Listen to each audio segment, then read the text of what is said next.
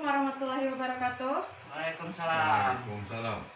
Selamat sore Ibu dan Bapak semuanya. Sekarang kita lanjut ke modul yang terakhir, ke sesi yang ke-14, yaitu pentingnya kesejahteraan lanjut usia. Sekarang kita akan bahas tentang apa itu lansia.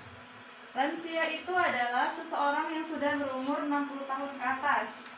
Jadi yang dikatakan lansia itu umurnya sudah 60 tahun ke atas. Iya.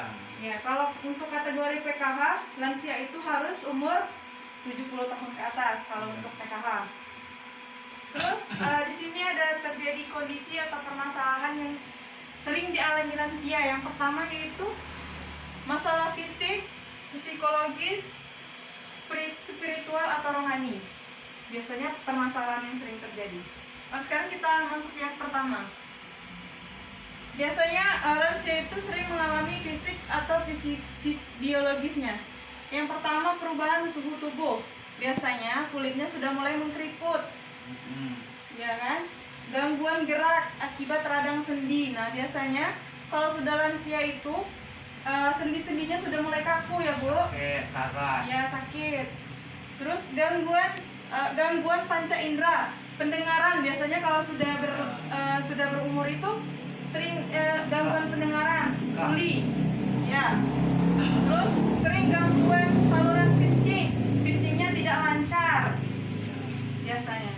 Terus giginya mulai goyang atau tanggal, biasanya sudah mulai giginya lepas, tidak ini lagi.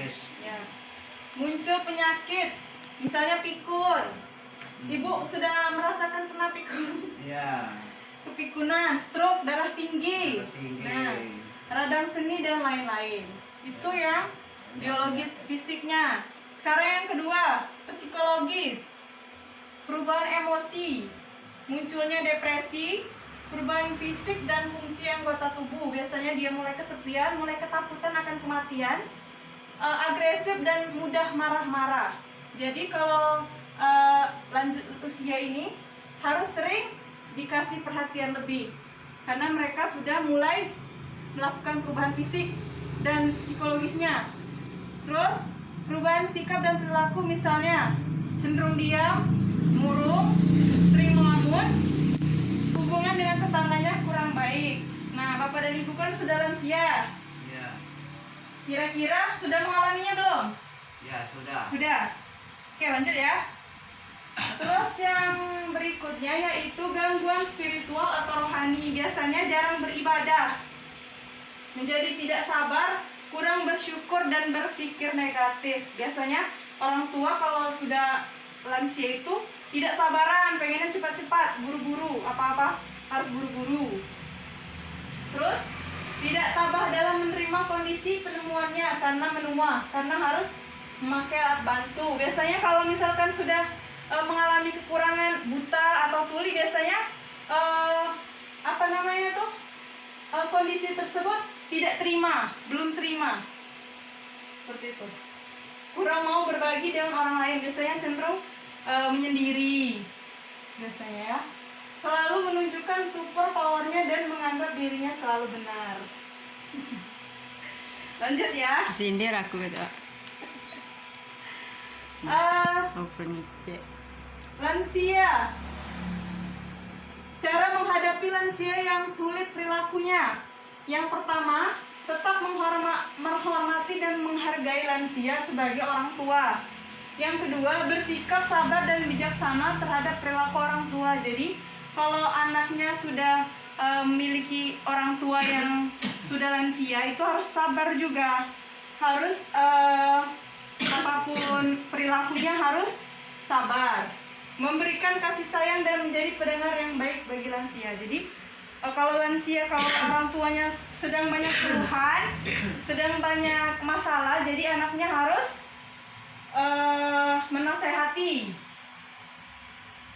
beri kesempatan terhadap apa yang disukai lansia, termasuk kapan ia mau mandi, kapan mau ia makan. Jadi tidak, kalau punya lansia di rumah itu tidak usah diatur-atur. Dia mau mandi kapan, jam berapa terserah, dia mau makan jam berapa juga terserah, dia mau semuanya melakukan aktivitas itu juga terserah dia. Lanjut.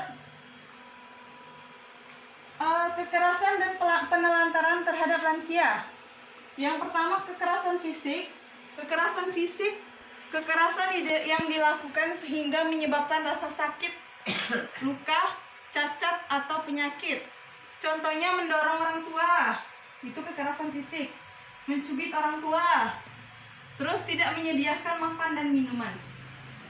Lanjut, itu kekerasan verbal atau kata-kata, biasanya menghina, mengancam orang tua, menakut-nakuti, marah dengan kata-kata yang kasar.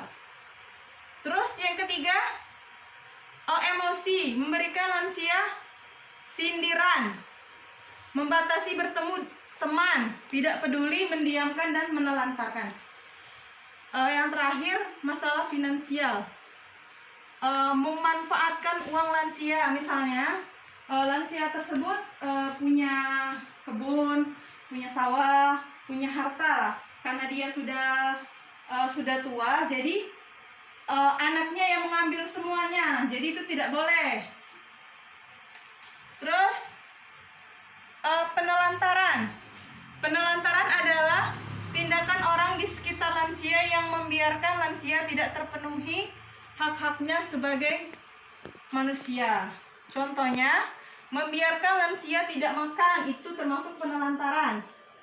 Membiarkan lansia sakit dan tidak diperiksa ke fasilitas kesehatan. Membiarkan lansia kesepian, sendirian. Membiarkan lansia pergi sendirian dan tidak diantar. Membiarkan lansia bekerja keras. Kalau lansia itu tidak boleh bekerja keras lagi, harus sudah banyak istirahat di rumah. Mengusir lansia dari rumah. Terus ditinggal sendirian dalam kurun waktu tertentu. Batas ini sudah ngerti, Bu? Pak? Sudah mengerti? Sudah. Sudah. Paham. Kita lanjut ya. Peran serta masyarakat terhadap lansia. Jadi peran serta masyarakat terhadap lansia itu juga perlu. Misalnya harus bekerja sama dengan puskesmas untuk melakukan posyandu lansia. Biasanya kan kalau di sini setiap 1 bulan sekali itu diadakan posyandu lansia. Jadi ibu dan bapak boleh hadir ke posyandu lansia tersebut untuk mengecek tensi darah, gula darah, supaya sehat terus. Selalu berusaha obat. Ya. Mengajak lansia ikut hadir dalam kegiatan gotong royong. Misalkan kalau ada kegiatan gotong royong membersihkan masjid, membersihkan kuburan, itu juga boleh ikut berpartisipasi. Merujuk ke lembaga yang terkait jika menemukan lansia bermasalah atau mendapatkan kekerasan. Memiliki lembaga rujukan terkait dengan kebutuhan lansia. Lembaga rujukannya, yang pertama itu puskesmas atau rumah sakit. Yang kedua panti jompo, dinas sosial, terus kelompok keagamaan, terus ada pendamping lansia dan lembaga masyarakat yang peduli terhadap lansia.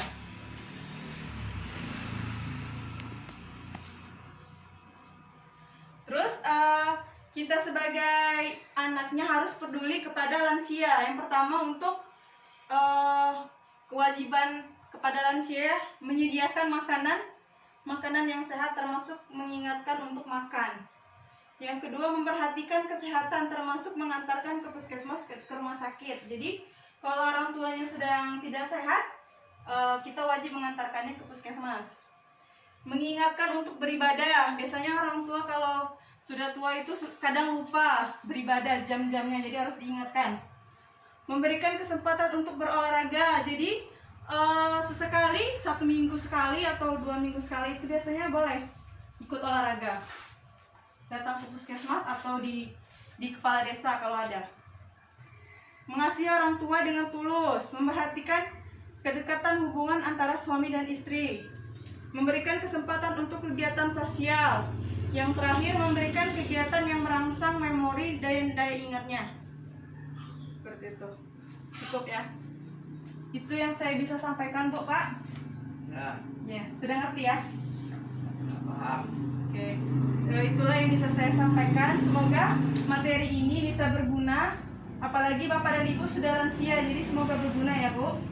Akhir kata, wabillahi taufiq wal hidayah. Wassalamualaikum warahmatullahi wabarakatuh. Waalaikumsalam.